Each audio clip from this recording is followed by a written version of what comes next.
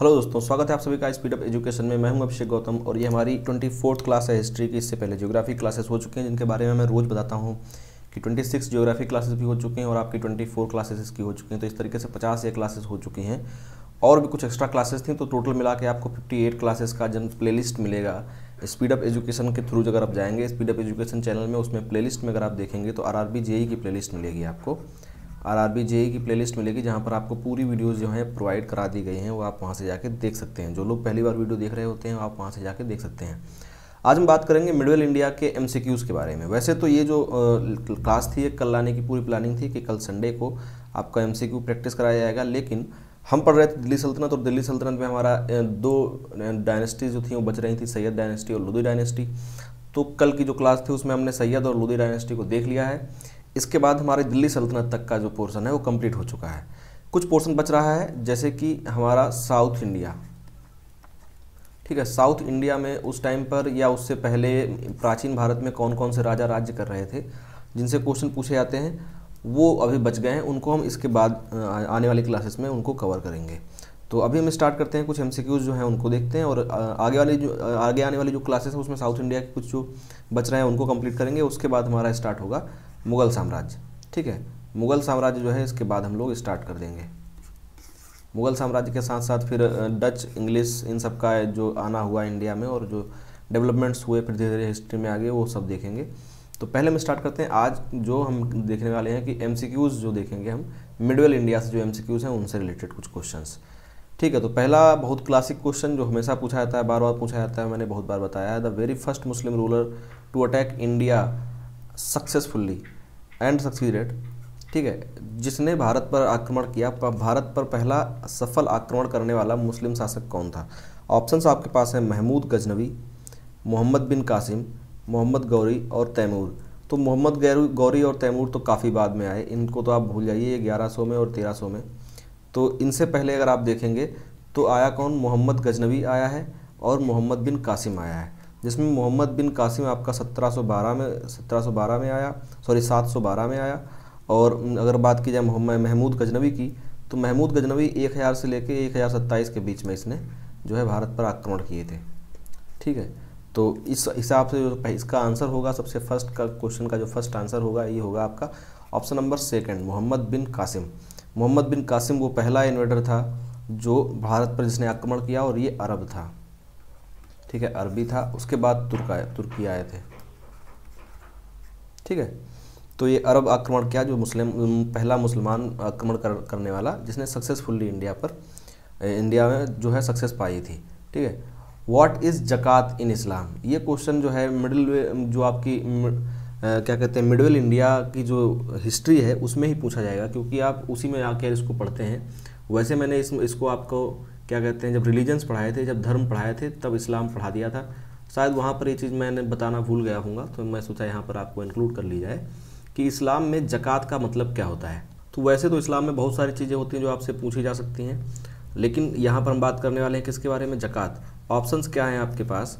5 time नमाज of a day, एक दिन में 5 बार जो नमाज पढ़ने की प्रक्रिया है उसको बोला जाता है। 1 टाइम विजिट ऑफ मक्का, एक बार मक्का की जो यात्रा करने के लिए बोला जाता है उसको बोला जाता है।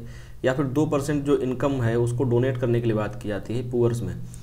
अपनी कुल आय का 2% जो है गरीबों में दान करने की बात कही जाती है, उसको बोला जाता है आपका ज़कात। ठीक है, ज़कात जो है उसको बोला जाता है कि अगर आप अपनी जो आपकी पूरी इनकम है उसका 2% आप गरीबों में दान करें।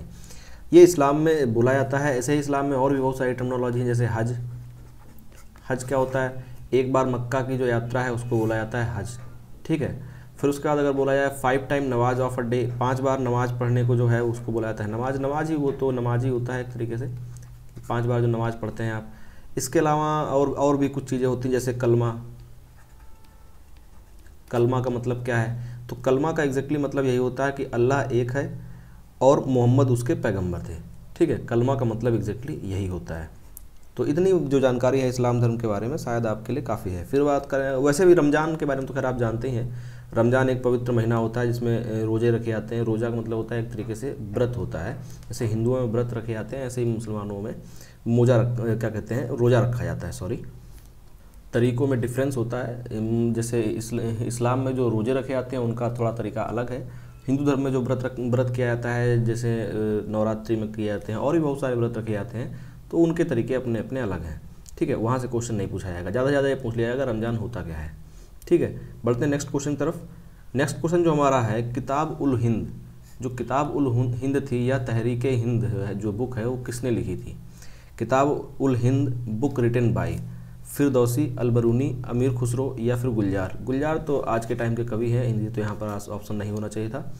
तो किताब उल हिंद किसने लिखी? फिरदौसी, अलबरूनी या क्या कहते हैं अमीर खुसरो। तो ये मैंने आपको बताया था जब पढ़ाया था कि अलबरूनी इसका सही आंसर है। अलबरूनी ही वो व्यक्ति थे जिन्होंने किताब उल हिंद लिखी, जिसने हिस्ट्री में, इंडियन हिस्ट्री में काफ़ी हद तक मदद की है। इंडियन हिस्ट्री में जानकारी के लिए और इन सब के बारे में काफ़ी मतलब मदद की है। और इसने जो है ये आया किसके टाइम पर था? ये महमूद गजनवी के साथ में आया था। ठीक है, महमूद गजनवी के साथ इंडिया आया, और इसने महमूद गजनवी के समय काल को अच्छे से एक्सप्लेन किया है और उसके पहले के काल को एक्सप्लेन किया है।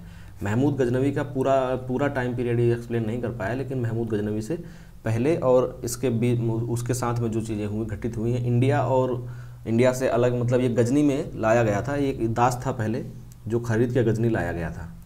ठीक है, दास था जो मंगोल से शायद खरीद के गजनी लाया गया था और वहाँ पे रहा। अधिकतर टाइम इसका जो है गजनी में ही बीता था। लास्ट का कुछ टाइम इसने इंडिया में आया होगा या जो भी रहा हो। तो इसने जो ये लिखी थी, बुक लिखी किताब उल हिंद, ये इंडियन हिस्ट्री में काफ़ी इंपॉर्टेंट बुक है। ठीक है, इससे क्वेश्चन डायरेक्टली पूछा जाता है। बात करें नेक्स्ट क्वेश्चन की, who is known as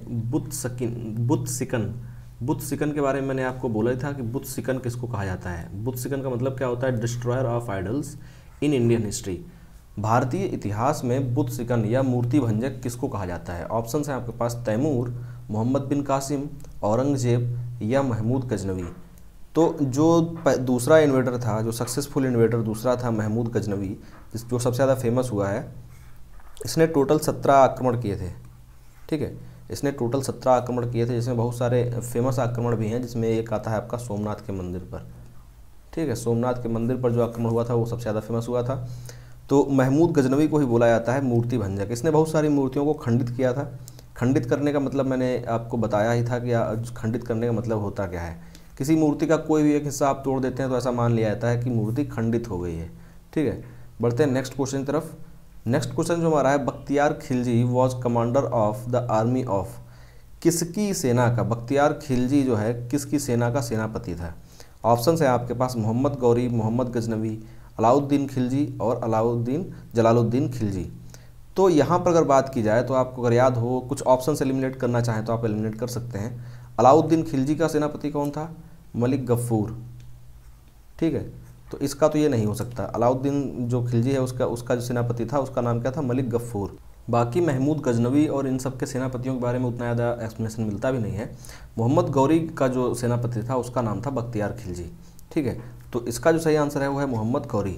Mohammad Ghori का सेनापति था बख्तियार खिलजी, और मोहम्मद गौरी ने अपने एक सेवक को, एक स्लेव को, जो इसके यहाँ दास था, उस दास को अपनी सत्ता संभालने के लिए दे दिया था, जिसका नाम था कुतुबुद्दीन ऐबक। ठीक है, बढ़ते हैं नेक्स्ट क्वेश्चन तरफ। नेक्स्ट क्वेश्चन जो हमारा है, the first Muslim poet who studied Quran. यहाँ पर जो लोग ये वीडियो देख रहे हैं, तो लाइव स्ट्रीमिंग जब हो रही है, जब प्रीमियर हो रहा है, लाइव स्ट्रीमिंग हो रही है, इसका मतलब आप वीडियो आगे नहीं बढ़ा सकते हैं। तो आप कोशिश करें कि हर क्वेश्चन का आप आंसर करें। ठीक है, कोशिश करें कि आप हर क्वेश्चन का आंसर करें। अगर आपको यहाँ पर जैसे आप आंसर ABCD करते रहते हैं साइड में, तो उसमें अगर आपको कन्फ्यूजन आता है लोगों को कि कौन सा आंसर सही है, तो आप क्वेश्चन नंबर डाल के जैसे 1 का B ऐसे आंसर कर दें, 2 का B या C ऐसे आंसर करें, ताकि आपका जो आपकी नॉलेज है, जितना आपने अभी तक पढ़ा है मिडवेल इंडिया में मेरे से या इससे पहले, आपकी जो नॉलेज है वो कम से कम आप उसको दिखती है, वो तो कॉन्फिडेंस आता है। जैसे आप कमेंट करेंगे, आपका कमेंट जो होगा वो सही होगा, कुछ लोग अप्रिशिएट करते हैं, तो उससे आपका थोड़ा सा कॉन्फिडेंस बढ़ेगा। क्वेश्चन जो हमारा है, the first Muslim poet who studied Quran. पहला ऐसा कुरान पढ़ने वाला पहला जो है मुस्लिम कवि कौन था? ऑप्शन है आपके पास, अलबरूनी, फिरदौसी, बाहकी या इनमें से कोई नहीं। बहकी लिखा जाता है, बहकी। तो ये सभी के सभी जो तीनों के तीनों हैं एक ही टाइम के हैं, और ये तीनों के तीनों दरबार में थे किसके? महमूद गजनवी के। तो इसमें से सबसे पहले जिसने कुरान पढ़े वो कौन था? अलबरूनी। और इनमें से सबसे ज़्यादा फेमस भी है अलबरूनी। ठीक है, अलबरूनी था वो व्यक्ति जिसने सबसे ज़्यादा क्या कहते हैं, जिसने जो है सबसे पहले पुराण पढ़े थे, और पुराणों का जो है अनुवाद करने की कोशिश भी की थी इसने। ठीक है, पुराणों को पढ़ के उनका अनुवाद करने की भी कोशिश की थी। इसके अलावा जो दूसरा नाम है फिरदौसी, ये भी काफ़ी फेमस है, फिरदौसी भी काफ़ी फेमस है। और इन्होंने एक जो अपनी एक क्या कहते हैं एक रचना की थी, एक किताब लिखी थी जिसका नाम था शाहनामा।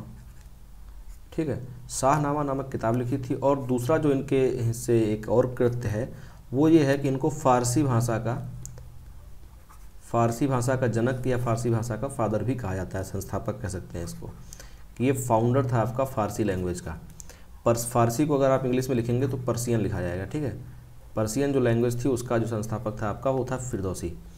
बात करते हैं नेक्स्ट क्वेश्चन की। The name of Qutub Minar, जो कुतुब मीनार है दिल्ली के अंदर, is given after the name of. Qutub Minar का नाम किसके नाम पर रखा गया?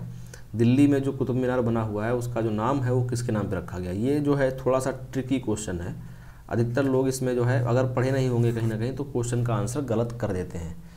ऑप्शंस देखिए, कुतुब मीनार बनवाई किसने थी? कुतुबुद्दीन ऐबक ने। ठीक है, तो पहला ही ऑप्शन लिखा हुआ है कुतुबुद्दीन ऐबक। ख्वाजा कुतुबुद्दीन बख्तियार काकी, ये एक सूफ़ी संत थे। ठीक है, ये एक सूफ़ी संत थे। उस टाइम पर सूफीज़्म यहाँ पर फैल रहा था इंडिया में, और ये एक सूफ़ी संत थे। ठीक है, उसके बाद कुतुबुद्दीन खान खाना, ये शायद ऐसा कोई नाम नहीं है। फिर कुतुबुद्दीन मुबारक शाह, ठीक है, ये एक शासक था, इसको हम मुबारक शाह के नाम से जानते हैं। कुतुबुद्दीन शायद आगे नहीं ऐड किया जाता है, जनरली ऐड नहीं किया जाता है। ठीक है, तो कुतुब मीनार का जो नाम है वो दिया गया आपका कुतुबुद्दीन ऐबक के नाम पे नहीं था, वो था ख्वाजा कुतुबुद्दीन बख्तियार काकी, जो ये एक क्या कहते हैं सूफ़ी संत थे। उनके नाम पर इसका जो नाम है वो कुतुब मीनार रखा गया था, ना कि वो शासक जिसने इसने बनवाना स्टार्ट किया था। अपने नाम पर उसने नहीं रखा था, ये नाम पर रखा गया था ख्वाजा कुतुबुद्दीन बख्तियार काकी के। ठीक है, जो एक सूफ़ी संत थे। तो ये क्वेश्चन थोड़ा सा ट्रिकी है, इसमें आप फंसिएगा मत। बढ़ते हैं हम नेक्स्ट क्वेश्चन की तरफ। नेक्स्ट क्वेश्चन जो हमारा है, in which time period Razia Sultana served as Delhi ruler of Delhi. Razia Sultan ने नई दिल्ली, यहाँ पर नहीं हटा दो, दिल्ली सल्तनत पर किस समय काल में शासन किया था?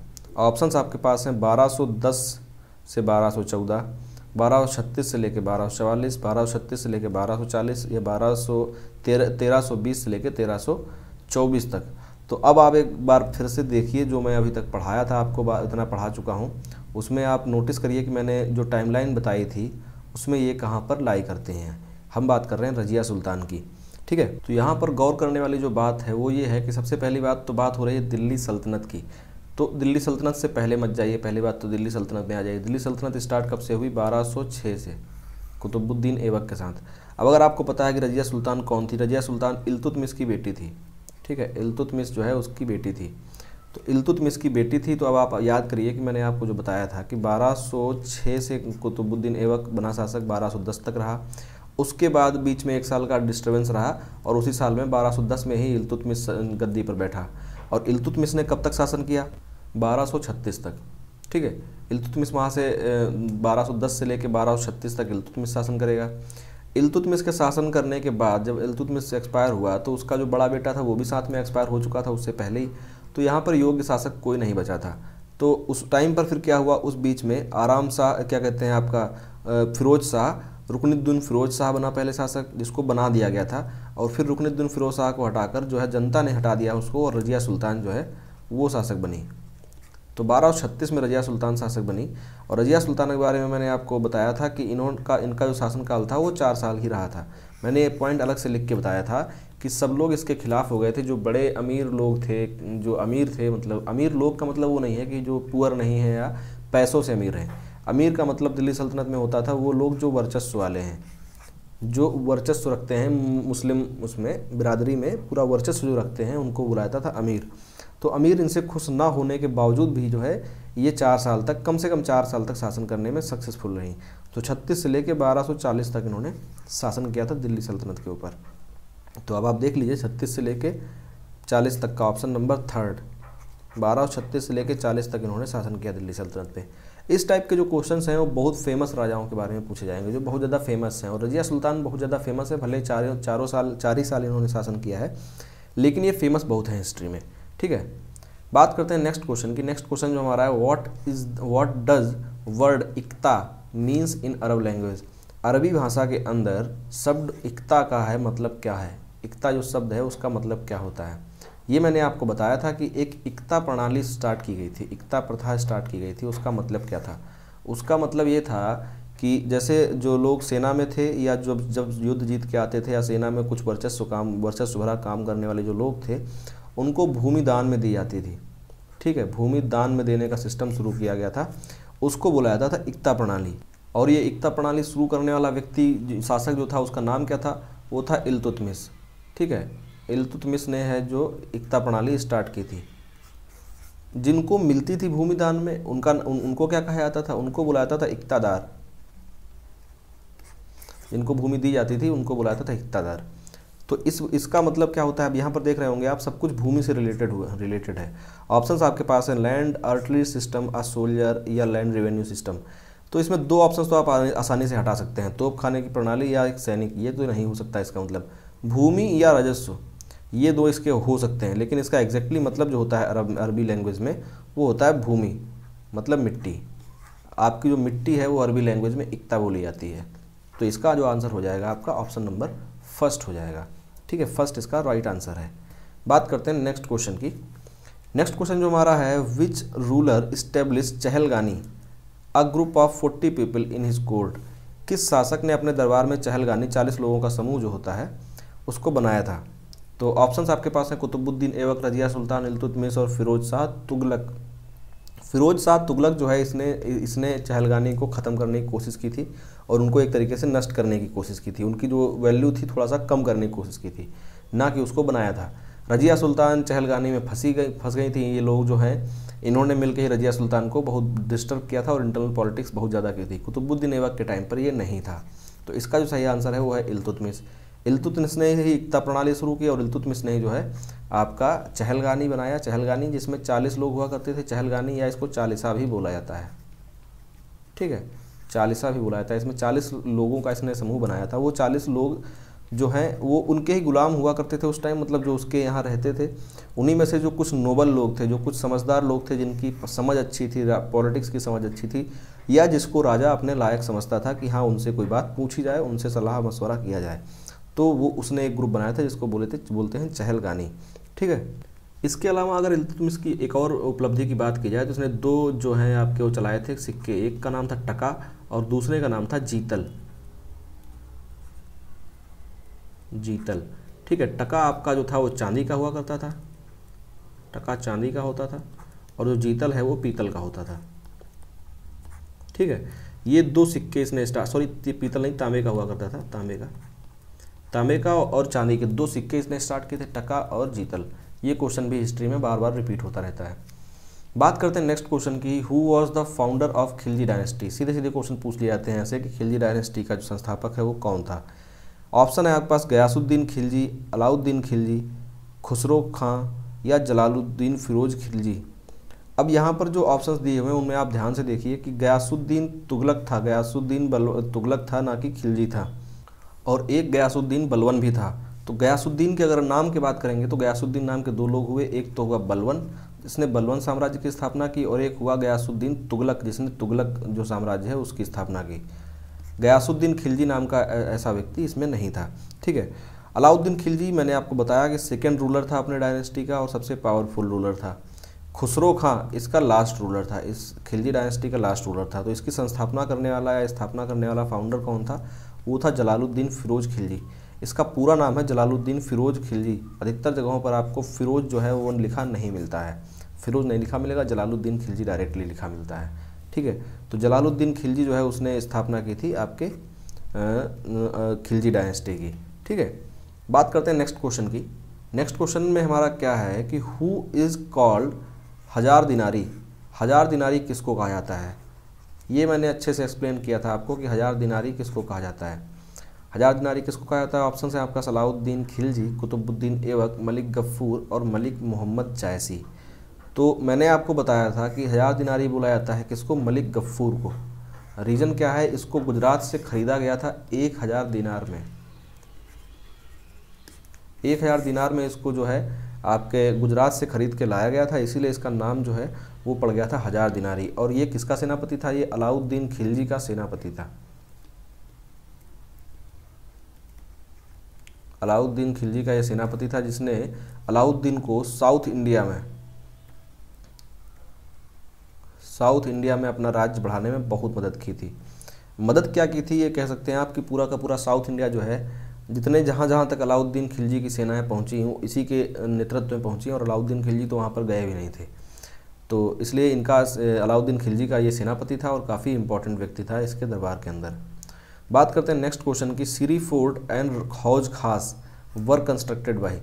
सिरी फोर्ट, हौज खास और अलाई दरवाज़ा, ये जो तीनों चीज़ें हैं तीनों की तीनों बनवाई थी अलाउद्दीन खिलजी ने। तो इसका सही आंसर है अलाउद्दीन खिलजी। सिरी फोर्ट और हौज खास किसके द्वारा बनवाया गया? तो सिरी फोर्ट, हौज खास एंड अलाई दरवाज़ा सभी के सभी बनवाए गए अलाउद्दीन खिलजी के द्वारा। ठीक है, अब बात करते हैं हम नेक्स्ट क्वेश्चन की। नेक्स्ट क्वेश्चन जो हमारा है, जो आपका इब्न बतूता नाम का African pilgrim came to India at the time of Mohammad bin Qasim, Jalaluddin Khilji, Ghiyasuddin Tughlaq या मोहम्मद बिन तुगलक। जो अफ्रीकन यात्री इब्न बतूता था, इब्न बतूता नाम का एक अफ़गानी यात्री आया, क्या कहते हैं, अफ्रीकी यात्री आया, जिसको भारत में दिल्ली सल्तनत के काल पे 8 सालों तक काजी का जो पद है उस पर बनाए रखा गया था। ठीक है, ऐसा कोई यात्री जो बाहर से आया और इंडिया में उसको इतने बड़े इंपॉर्टेंट पद पे 8 सालों तक रखा गया, ये इकलौता व्यक्ति था। तो अफ्रीकन यात्री इब्न बतूता किसके टाइम पर आया था? मोहम्मद बिन कासिम के टाइम पर नहीं आया था। मोहम्मद बिन कासिम तो 712 में ही इसने हमला किया था। फिर जलालुद्दीन खिलजी के टाइम पर भी नहीं आया था। गयासुद्दीन तुगलक के टाइम के बाद आया मोहम्मद बिन तुगलक के टाइम पर। ठीक है, मोहम्मद बिन तुगलक के दरबार में 8 सालों तक ये काजी के पद पर रहा था। तो इसका एग्जैक्ट आंसर अगर आप देंगे तो इनमें से हो सकता है आपका मोहम्मद बिन तुगलक। गयासुद्दीन तुगलक अगर ऑप्शन में है और मोहम्मद बिन तुगलक नहीं है तो आप गयासुद्दीन तुगलक को आंसर कर सकते हैं। और ना सिर्फ जो इब्न बतूता था इसको मतलब एक सिर्फ पदवी दे के रखी गई थी वहाँ पर, मतलब काजी के पद पे ही रखा गया था, बाद में इसको चाइना भी भेजा गया। ठीक है, एम्बेसडर के तौर पर, राजदूत के तौर पर इसको बाद में चाइना भी भेजा गया था। तो इसका जो सही आंसर था कि किसके टाइम पर आया था, ये आप बनाएंगे मोहम्मद बिन तुगलक। बढ़ते हैं नेक्स्ट क्वेश्चन की तरफ। नेक्स्ट क्वेश्चन जो हमारा है, who established 4 different markets in his kingdom. अपने राज्य में जब किस शासक ने अपने राज्य में 4 अलग अलग बाज़ारों की व्यवस्था की थी। ठीक है, 4 डिफरेंट मार्केट्स, अलग अलग बिल्कुल 4 बाज़ार बनाए। किसने बनाया? ऑप्शंस हैं अलाउद्दीन खिलजी, फिरोज शाह तुगलक, बहलोल लोधी या इब्राहिम लोधी। तो इसका जो सही आंसर है वो है आपका अलाउद्दीन खिलजी। अलाउद्दीन खिलजी ने बहुत सारे काम किए थे। इसके जो कामों की लिस्ट है वो काफ़ी ज़्यादा बड़ी है। अगर आप बात करेंगे अलाउद्दीन खिलजी के कामों के बारे में तो आपको काफ़ी कुछ है जो पढ़ना पड़ेगा, और जितने भी इसके काम हैं वो मैंने आपको कहीं ना कहीं पहले बता रखे हैं। सबसे इम्पॉर्टेंट कामों में से होता है जो वो है घोड़ों को दागना, घोड़ों पर दाग देना, मतलब ऐसे एक उस पर नंबरिंग करना। जो सैनिक हैं उनका हुलिया बनाना, सैनिकों का हुलिया बनवाने का काम पहली बार इसने किया। हुलिया बनवाने का मतलब उनका स्केच तैयार करना ताकि उनको पहचाना जा सके। ठीक है, तो सैनिकों का हुलिया बनवाना भी इसने स्टार्ट किया। 4 अलग अलग मार्केट जिनके बारे में आपको बता ही चुका हूँ, 4 डिफरेंट मार्केट इसने बनवाए, जिसमें जो मेन मार्केट थे उसमें क्या क्या था। 4 मार्केट में आपका एक तो सामान्य गृहस्थी जहाँ से मिलती है, एक आपका था जहाँ पर दास और जो जानवर हैं वो बेचे जाते हैं, पशु और स्लेब्स बेचे जाते थे, और एक था जहाँ पर आपको खाने पीने की सामग्री मिलती थी। ठीक है, और दूसरा लास्ट मान लीजिए जहाँ पर आप हैंडीक्राफ्ट, हाथों से बनी हुई निर्मित जो चीज़ें थी वो बेची जाती थी। तो इस तरीके के 4 जो मार्केट थे वो डिफरेंट मार्केट इसने बनाए थे अपने सेना के अपने टाइम पर। इसके अलावा कोहिनूर का जो हीरा था वो पहली बार इसके टाइम पर ही सुना गया।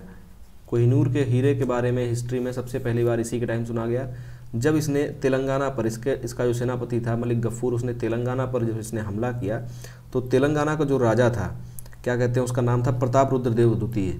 जो रुद्रदेव द्वितीय था उस रुद्रदेव सेकंड जो था उसने जो है पहली बार जो है हीरा दिया था मलिक गफ्फूर को, कोहिनूर का हीरा। तब हिस्ट्री अगर आप उठा के देखेंगे तो कोहिनूर का हीरा सबसे पहली बार जो उसका नाम है आपको यहीं सुनने को मिलेगा, जो अलाउद्दीन खिलजी के टाइम पर। और उसके बाद फिर ये अलाउद्दीन खिलजी के पास आ गया। उसके बाद कोहिनूर के हीरे की जो हिस्ट्री है वो आगे चलती रही, जिस पे अब कभी अगर टाइम मिलेगा तो आगे वीडियो बनाई जाएगी। उसके अलावा इसने क्या किया, जो कुतुब मीनार है उसके डबल आकार का जो एक और मीनार इसने बनाना शुरू किया था, जो इसने पूरा नहीं कर पाया। खैर इसको तो आपको याद नहीं रखना पड़ेगा, ये शायद ही पूछा जाए कभी। लेकिन जो अलाई दरवाज़ा है, अलाई दरवाज़ा, हौज खास, सीरी फोर्ट, अलाई दरवाज़ा, हौज खास, सीरी फोर्ट और एक मस्जिद बनवाई जिसका नाम था जमात खाना मस्जिद। ये 4 चीज़ें जो है इसने बनवाई। इसके अलावा और भी बहुत सारे काम थे। मतलब अलाउद्दीन खिलजी से क्वेश्चंस बहुत ज़्यादा बनते हैं। अगर आप खिलजी से कोई भी क्वेश्चन पूछा जाएगा तो हो सकता है आपके अलाउद्दीन खिलजी से ही वो क्वेश्चन बने, ठीक है। इसके अलावा 2 कर भी इसने लगाए थे, घरी और चरी, जिनको बारे में मैंने आपको बताया था। घरी और चरी, एक हाउस टैक्स था आपका और एक आपका था मतलब चारागाह पे जो टैक्स लगेगा वो टैक्स लगवाया था। इसके अलावा भी अगर आप कुछ याद रखना चाहें तो ये भी था कि इसने अपनी सेना के अंदर और अपने राज्य में इसने जो मादक पदार्थ थे, मतलब जैसे शराब वराब का सेवन जो है, शराब का सेवन वगैरह बंद करा दिया था, ठीक है। शराब के सेवन से इसको लगता था शराब का सेवन करने वाले जो सैनिक हैं वो जल्दी प्रोटेस्ट करते हैं, तो उसने उसको पूरी तरीके से बंद करवा दिया था। तो इतने बहुत सारे काम हैं जो आप अलाउद्दीन खिलजी ने किए थे और जो बहुत सारे काम तो हैं जिनको आगे आने वाले हिस्ट्री में भी इंपॉर्टेंस रखते हैं, इसीलिए अलाउद्दीन खिलजी हिस्ट्री में इंपॉर्टेंट जो है करेक्टर बन जाता है, ठीक है। बात करते हैं नेक्स्ट क्वेश्चन की। 2 डिपार्टमेंट्स दीवान ए बागान बंदगान एंड दीवान ए खैरात आर मेड बाय। दीवान ए बंदगान और दीवान ए खैरात, ये जो 2 विभाग जो है उनकी स्थापना किसने की? मोहम्मद बिन तुगलक, फिरोज शाह तुगलक, अलाउद्दीन खिलजी या इब्राहिम लोधी। तो यहाँ पर जो ये काम करने वाला है ये है फिरोज शाह तुगलक। फिरोज शाह तुगलक ने भी बहुत सारे काम किए थे, जैसे मैंने अभी अलाउद्दीन खिलजी के नाम आपको काम गिनाए हैं, ऐसे ही फिरोज शाह तुगलक के भी बहुत सारे काम हैं जो आपसे हिस्ट्री में पूछे जा सकते हैं। पहली बात तो ये कि इस क्वेश्चन का आंसर है आपका फिरोज शाह तुगलक, जिसने दीवान बंदगान और दीवान खैरात दोनों चीज़ें बनवाई थी। दीवान खैरात में क्या होता था या दीवान बंदगान में होता क्या था? दीवान बंदगान जो था ये दासों के लिए था, ठीक है। जो स्लेव्स थे उनकी भलाई के लिए सोचना और उनके लिए काम करने के लिए डिपार्टमेंट बनवाया हुआ था। फिर दीवान खैरात किस लिए था? ये जो एक तरीके से विधवा औरतें और स्त्रियों या कोई ऐसा व्यक्ति जो पुअर है, बहुत ज़्यादा जिसके पास पैसा नहीं है, तो उनको जो है एक तरीके से फाइनेंशियल एड देने के लिए बनाया गया था, फाइनेंशियल जो मदद देने के लिए बनाया गया दीवान खैरात। और इसके कामों के बारे में अगर बात करें तो इसने जो है 5 नहरों का सिस्टम बनाया था, 5 नहरें बनवाई थी और ऐसी नहरें थी कि 19वीं शताब्दी तक आते आते भी वैसा उतना बड़ा कोई नहरों का सिस्टम किसी ने नहीं बनवाया था। इसके अलावा 5 अलग अलग सिटीज़ का भी इसने जो है एक तरीके से स्थापित किए थे, जिनमें आपका सबसे पहला तो फिरोजाबाद, जो इसके नाम पर ही है फिरोजाबाद, वो आ जाता है। हिसार आता है, हिसार जो है हरियाणा में एक जगह है जो अभी आपने सुनी होगी, जब आसाराम का केस हुआ था उस टाइम पर हिसार हुआ। फिरोजाबाद हो गया। फतेहाबाद है, फतेहाबाद। जौनपुर, यूपी के अंदर मिर्ज़ापुर, जौनपुर। अगर आपने मिर्ज़ापुर सीरीज़ भी देखी है तो आपको इसके बारे में जानते होंगे। फिर फिरोज शाह कोटला, फिरोज शाह कोटला जो है दिल्ली में अभी आप मैदान जो है फिरोज शाह कोटला, ये उसी टाइम का बनाया हुआ है, ठीक है। फिरोज शाह कोटला मैदान नहीं उस टाइम का बना हुआ है, सिटी जो है उसने बनवाया होगा, यहाँ पर मैदान बाद में बनाया गया होगा, ठीक है। अब इस पर भी क्वेश्चन करके आप लोग कमेंट बॉक्स में मत कमेंट करिएगा। बात करते हैं नेक्स्ट क्वेश्चन की। वैसे इसमें और भी अगर कुछ बताने लायक था फिरोज के बारे में तो नहरें बनवाई इसने, 5 सिटीज़ बनवाए, और दीवान खैरात और दीवान बंदगान के बारे में तो बता ही चुका हूँ, ये पॉइंट हो गए। इसके अलावा इसने जो है 2 नए सिक्के भी चलाए थे, जिसका एक का नाम था अधा जो 50% था जीतल का, और एक का नाम था आपका बिख जो 25% था जीतल का। इसके अलावा भी अगर बात की जाए तो और भी इसके काम है, वैसे बहुत सारे काम किए थे इसने। मैरिज ब्यूरो मैंने आपको बताया था, मैरिज ब्यूरो उस टाइम का जो उस टाइम में ऐसी सोच रखना बहुत बड़ी बात थी। और उसने लोक कल्याण विभाग बनाया उस टाइम पर, PWD जिसको आप बोलते हैं, PWD पब्लिक वर्क्स डिपार्टमेंट, ये बनवाया उस टाइम पर। उसके अलावा एम्प्लॉयमेंट ऑफिस भी बनाया था इसने, जिसको आप हिंदी में अगर बोलेंगे तो रोजगार कार्यालय, ठीक है। तो ये सब चीज़ें इसने की थी जो इम्पोर्टेंट हो जाती हैं। इन सभी को याद रखिएगा क्योंकि इन सब से क्वेश्चन आपसे डायरेक्टली पूछा जा सकता है। बात करते हैं नेक्स्ट क्वेश्चन की। The first time jizya tax was removed by. फिर से बात आई है एक बार जजिया कर की, कि जजिया कर किसके द्वारा जो है सबसे पहली बार हटाया गया था। सबसे पहली बार लगाया किसके द्वारा गया? मोहम्मद बिन कासिम के द्वारा, जो मैंने आपको बताया था, कासिम के द्वारा, मोहम्मद बिन कासिम ने लगाया इसको, जो सबसे पहला राजा था जिसने सक्सेसफुली इंडिया पर आक्रमण किया था, ठीक है। तो इसको हटाया किसने था? हटाने वाला पहला शासक था अकबर, इसीलिए इसको बोला जाता है अकबर महान। अकबर महान के लिए इसके और भी बहुत सारे काम हैं, सहिष्णुता को लेके भारत में सहिष्णुता मतलब सहिष्णुता की तरफ कदम बढ़ाने वाला पहला मुगल शासक था, आप ऐसा कह सकते हैं। इससे पहले के जो मुगल शासक थे उनमें वो सोच नहीं थी जो सोच अकबर के अंदर थी। जजिया कर के बारे में अगर बात की जाए तो जजिया कर का एक अलग इतिहास है। ऐसा नहीं है कि जजिया कर पहली बार भारत में आने के बाद ही लगाया गया। जजिया कर एग्जैक्टली होता क्या है, कोई भी एक गैर धार्मिक कर कह लीजिए किसी भी जगह पर होगा। जैसे मान लीजिए इंडिया में जब आए ये लोग तो इंडिया में मुस्लिमों का शासक हुआ तो उन्होंने गैर मुस्लिमों पे शासन लगा दिया, और कहीं और पे किसी और का शासन था तो उन्होंने दूसरी जो कौम थी उस पर लगाया। सबसे पहले इसको किसने यूज किया, सबसे पहले यहूदियों ने लगाया था, ठीक है, यहूदियों ने।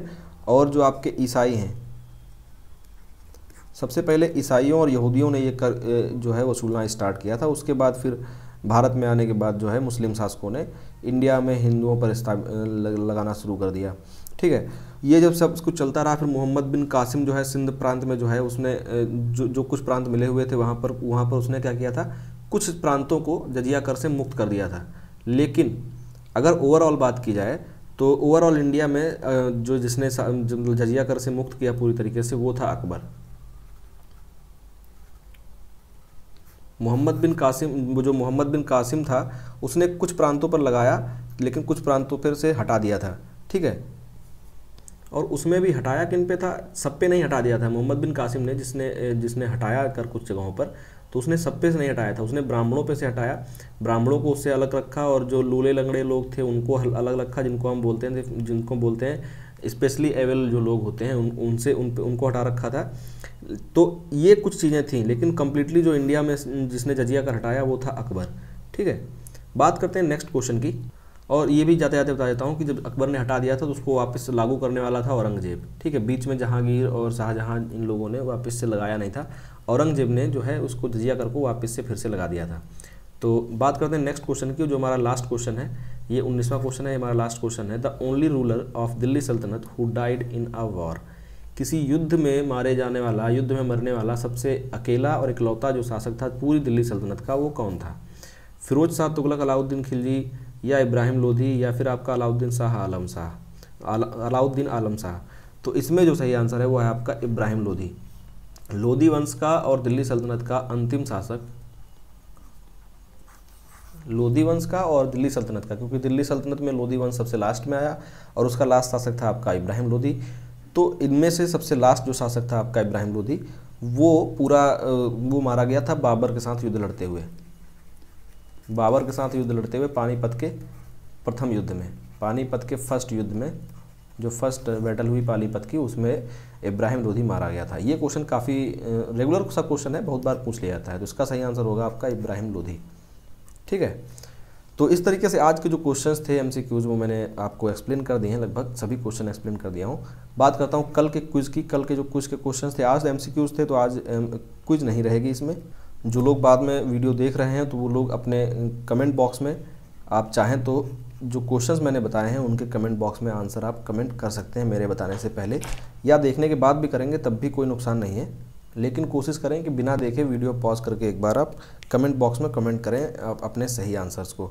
बात करते हैं कल के क्वेश्चंस की। कल क्वेश्चन क्या थे, वर्धमान जो वंश है, वर्धमान वंश के किस राजा ने अपनी राजधानी थानेश्वर से हटाकर कन्नौज कर दी थी। तो थानेश्वर से राजधानी हटाकर कन्नौज करने वाला राजा कौन था। फेमस जो वर्धन डायनेस्टी का या पुष्यभूति डायनेस्टी का इकलौता सबसे फेमस जो राजा रहा वो था हर्षवर्धन। और जब हर्षवर्धन ने कन्नौज को जीत लिया था तो अपनी राजधानी थानेश्वर से, जो हरियाणा के अंदर एक जगह है थानेश्वर, उससे हटाकर कन्नौज शिफ्ट कर दी थी, ठीक है। बात करते हैं नेक्स्ट क्वेश्चन की कि दिल्ली सल्तनत के किस शासक ने लाहौर से राजधानी दिल्ली स्थानांतरित की थी। दिल्ली सल्तनत में सबसे पहले कुतुबुद्दीन ऐबक जब राजा बनाया गया, या सबसे पहला जो शासक है कुतुबुद्दीन ऐबक, तो वो उस टाइम पर लाहौर में था, ठीक है, ना कि दिल्ली में। तो लाहौर से दिल्ली लाने वाला कौन था, इल्तुतमिश। इसका सही आंसर है इल्तुतमिश। काफ़ी लोगों ने सही आंसर्स दिए हुए हैं, अभी मैं आपको उन लोगों के नाम भी दिखा दूंगा जिन लोगों ने एग्जैक्टली सही आंसर्स दिए हुए हैं और जिन लोगों ने कमेंट बॉक्स में कमेंट किए हुए हैं आंसर, ठीक है। नेक्स्ट क्वेश्चन जो था, किस शासक ने सबसे पहली बार आगरा को अपनी राजधानी बनाया। तो आगरा को अपनी राजधानी बनाने वाला जो शासक था उसी ने आगरा की स्थापना ही की थी। तो ये कौन था आपका, सिकंदर लोधी, जिसने आगरा जो शहर है उसको बसाया पहले, फिर उसको अपनी राजधानी बना लिया, ठीक। नेक्स्ट क्वेश्चन जो था राजधानियों से थोड़ा सा हटके था। गौतम बुद्ध जी का पालन पोषण किस स्त्री ने किया था? किस स्त्री ने इनको ब्रिंगअप किया था, ब्रॉटअप किया था उस टाइम पर? उस स्त्री का नाम पूछा जा रहा है, तो वो थी गौतमी जी। उनका नाम था गौतमी, माता गौतमी के नाम से आपको ये हिस्ट्री में मिलेंगी। तो ये थे कुछ के क्वेश्चंस। तो वो लोग जिन्होंने सही आंसर दिए उनमें कंचन वर्मा जी हैं, जिनका सभी आंसर सही हैं, लेकिन ये आंसर जो बहलोल लोधी का आंसर है ये गलत हो गया। यहाँ पर सिकंदर लोधी है। इसके अलावा दीक्षा नागर जिन्होंने लगभग सभी जो आंसर हैं वो सही दिए हुए हैं। ठीक है, इसके बाद बात करें तो अभिषेक कुमार जी ने आंसर दिए, जिनका एक आंसर गलत है। कुतुबुद्दीन ऐबक जो इन्होंने बताया ये आंसर इनका गलत है। इसके अलावा सिकंदर लोधी, गौतमी और हर्षवर्धन जो है, आप तीनों आंसर इनके सही हैं। इसके अलावा हर्षवर्धन और इल्तुतमिश, सिकंदर लोधी और गौतमी, ये तीनों के तीनों सही आंसर दिए आपके। आरफात हुसैन साहब ने, ये भी बिल्कुल सही आंसर है इनका। फिर सूत्री अग्रवाल जी ने आंसर किया है, जिसमें इन्होंने 3 आंसर दिए और तीनों के 3 जो आंसर हैं इनके सही हैं। फर्स्ट वाला आंसर इन्होंने नहीं दिया हुआ है। ठीक, तो इन सभी लोगों ने सही आंसर्स दिए हैं। आप लोग भी ट्राई करें, आप लोग क्वेश्चंस के आंसर देते रहें, ताकि आपका जो कॉन्फिडेंस है वो थोड़ा सा बेटर होता जाए। कॉन्फिडेंस आपका बढ़ता है इन सभी चीज़ों से, ऐसा नहीं है। आप इंगेज करते हैं जितना ज़्यादा, उतना ज़्यादा आपको चीज़ें समझ में आती हैं। आप खुद को थोड़ा विजुलाइज करिए उन सब चीज़ों को और उनके साथ इंगेज करिए, आपको आसानी से चीज़ें याद हो जाएंगी। तो इस तरीके से ये था हमारा आज का प्रैक्टिस सेट। अगर आपको चीज़ें अच्छी लगी तो आप कमेंट बॉक्स में कमेंट करके बता सकते हैं। वीडियो और कंटेंट आपको अच्छा लगता है तो लाइक करें और ज़्यादा से ज़्यादा शेयर करें। शेयर करना लोगों ने कम कर दिया है। नए हैं तो आप चैनल को सब्सक्राइब कर सकते हैं और बेल आइकन को प्रेस करें, ताकि आपको वीडियोस कंटिन्यू मिलती रहें। मिलते हैं फिर अगली क्लास में, और अगली क्लास में हम बात करेंगे कुछ और जो स्वतंत्र राज्य थे या जो साउथ इंडिया के जो राज्य हैं उन सब के बारे में देखेंगे। मिलते हैं अगली क्लास में, तब तक के लिए बाय बाय।